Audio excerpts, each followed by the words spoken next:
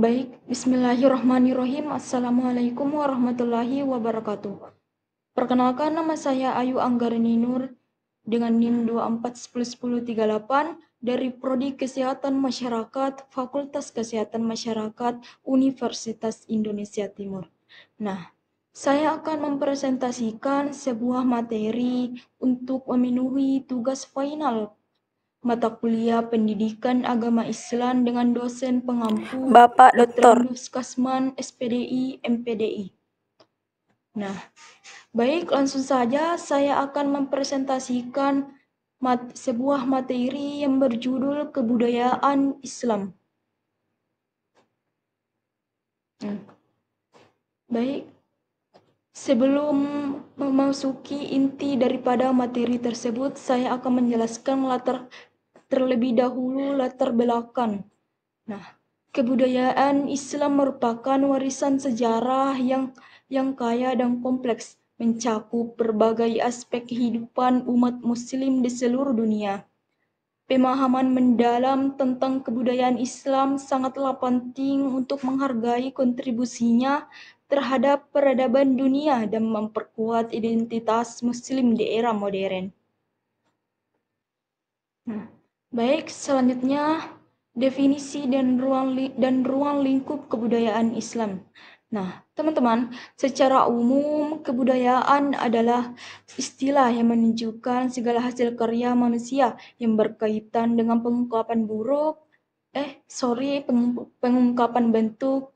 Kebudayaan merupakan wadah tempat di mana hakikat manusia dengan pengembangan diri tersebut terjalin hubungan korelasi yang tidak dapat dipisahkan dalam perkembangannya. Kebudayaan sering dipengaruhi oleh banyak faktor seperti tempat, waktu, dan kondisi masyarakat, sehingga lahir suatu bentuk kebudayaan khusus seperti kebudayaan Islam, kebudayaan Timur, dan kebudayaan Barat. Nah, selanjutnya ruang lingkup sejarah kebudayaan Islam sebagai berikut. Terdapat 6 poin. Nah, yang poin pertama, dakwah Nabi Muhammad SAW. Di masa Mekah pada tahun 610 sampai 622 Masehi, Nabi Muhammad SAW menerima wahyu pertama pada 610 Masehi di Gua Hira. Beliau mulai menyebarkan Islam secara sembunyi-sembunyi kepada keluarga dan sahabat terdekat, kemudian secara terbuka kepada masyarakat Mekah. Meski menghadapi perlawanan dan penyiksaan dari kaum Quraisy, beliau terus berdakwah hingga akhirnya hijrah ke Madinah pada tahun 622 Masehi. Nah, masa Madinah pada tahun 622 sampai 632 Masehi. Di Madinah, Nabi Muhammad SAW membentuk masyarakat Islam yang inklusif berdasarkan piagam Madinah yang mengatur hubungan antara umat muslim dan komunitas lainnya. Beliau memimpin umat muslim dalam berbagai peperangan seperti Perang Badar, Uhud, dan Khandaq.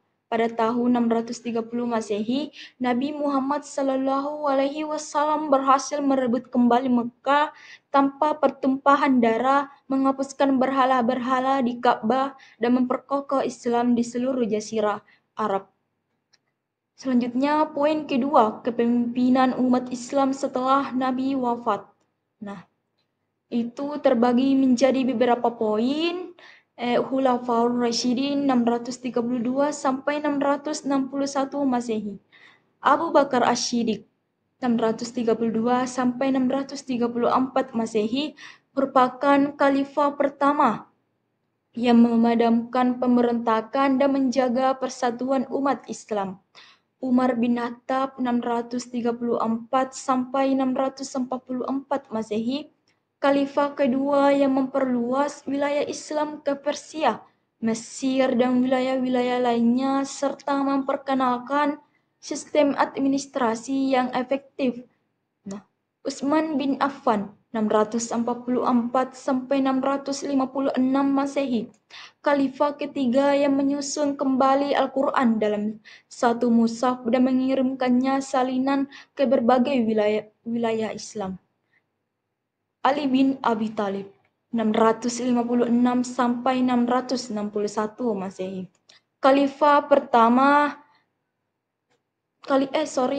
keempat yang menghadapi konflik internal seperti Perang Jamal dan Perang Siffin. Nah, mungkin itulah penjelasan mengenai poin kedua. Selanjutnya, poin ketiga, perkembangan Islam periode klasik atau zaman keemasan pada tahun 650 sampai 1250 Masehi. Nah, terbagi menjadi beberapa poin. Pertama, dinasti Umayyah. Nah, pada tahun 661 sampai 750 Masehi. Berpusat di Damaskus, mereka memperluas wilayah Islam hingga ke Spanyol, Afrika Utara, dan Asia Tengah. Dinasti ini dikenal dengan perkembangan arsitektur dan administrasi serta integrasi budaya yang luas.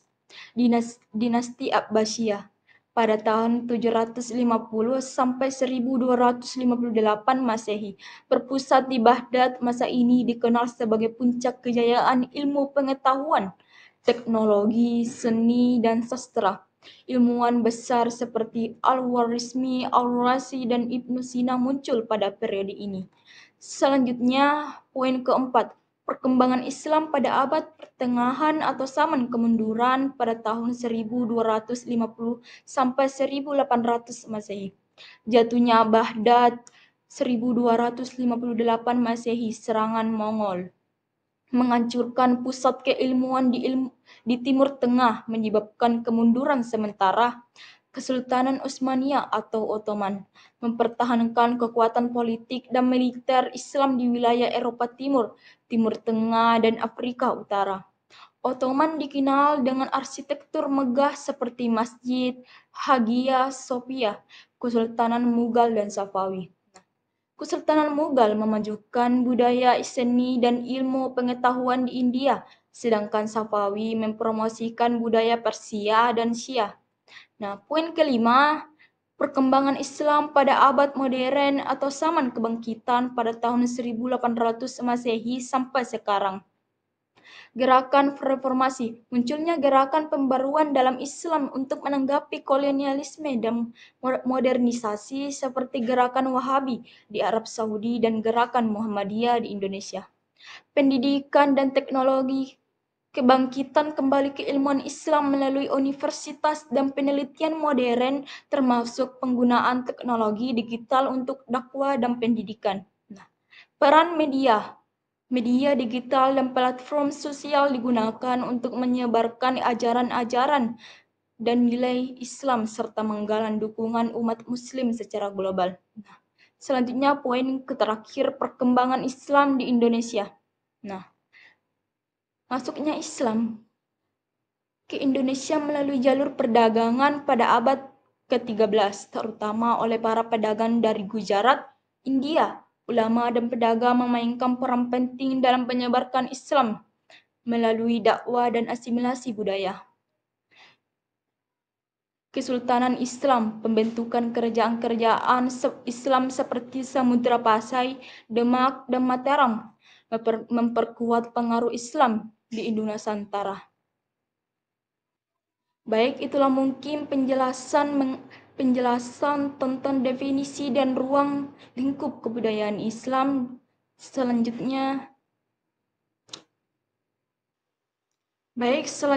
perkembangan kebudayaan Islam dari masa ke masa terdapat beberapa poin.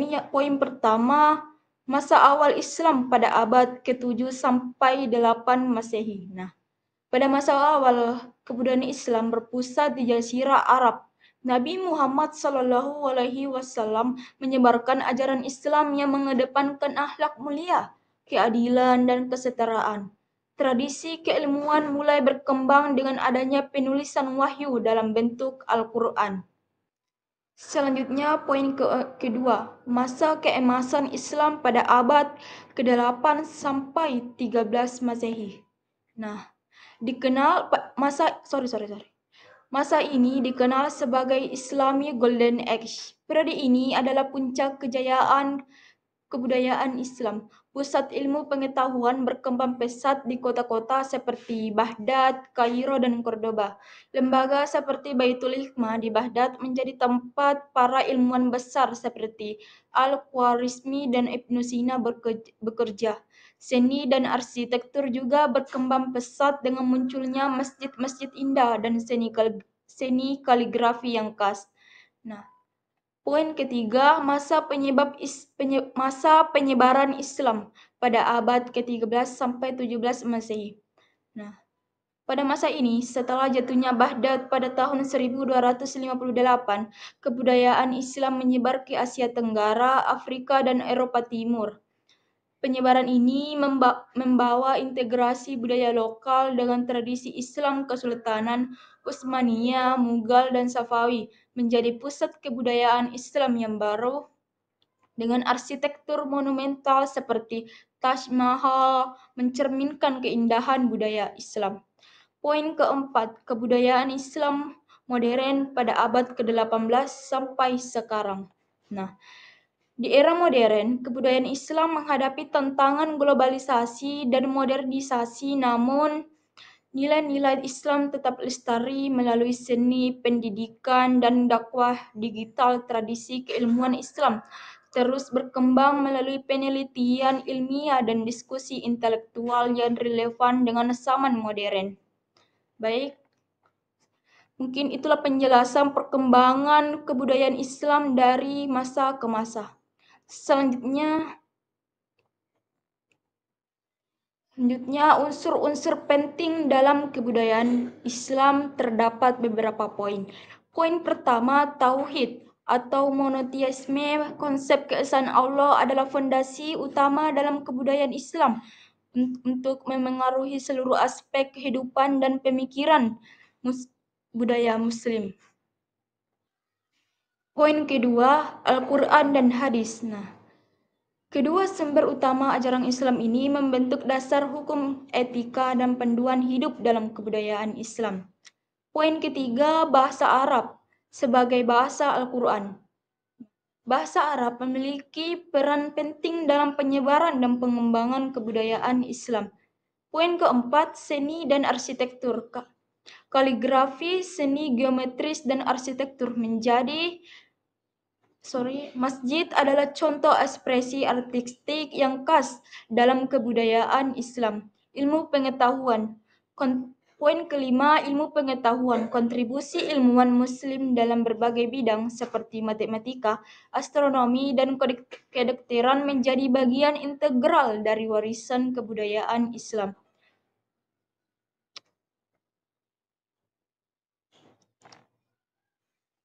Poin keenam, sistem hukum syariah. Nah, hukum Islam yang bersumber dari Al-Quran dan hadis mengatur berbagai aspek kehidupan masyarakat Muslim. Poin ketujuh, tradisi dan ritual praktik ibadah seperti salat, puasa, zakat, dan haji membentuk ritme kehidupan sehari-hari dalam masyarakat Islam. 8. Nilai-nilai moral dan etika. Nah, ajaran Islam tentang kejujuran, kehadiran, dan kasih sayang menjadi panduan moral yang penting dalam kebudayaan Islam. Baik, itulah penjelasan mengenai unsur-unsur penting dalam sejarah kebudayaan Islam.